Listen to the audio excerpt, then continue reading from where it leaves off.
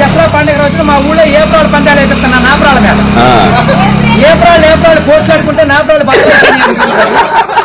ఇప్పుడు సమరాత్రి గారు వెళ్ళి సౌండ్ చేస్తుంటే మునసూబ్ గారు వెళ్ళి ముడేస్తుంటే కర్ణం గారు వెళ్ళి కాగితాలు రాస్తుంటే ప్రెసిడెంట్ గారు వెళ్ళి పెళ్లి చేసేస్తున్నారు.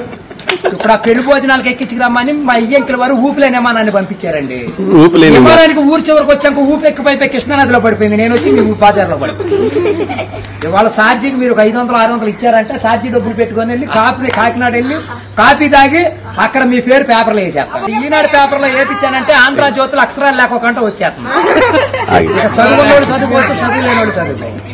దొరగారు ఇప్పుడు మాకు 7 అంతస్తుల మేడ, 25 పాడి గేదలు, 10 మంది పాలేళ్లు, 7 దున్నపోతులు ఉంటాయండి మా ఇంట్లో. పొద్దున్నే లెగితే పాడి గేదలు పాలన్నీ పిండేసి పాలేలా పోసేస్తాం. దున్నపోతులు పాలు మా ఇంట్లో వాళ్ళకి ఎగజూరే కానీ ఎగజూరు ఉండదు. మాకు వ్యవసాయం ఏమైనా తక్కువ ఉందనుకున్నారా?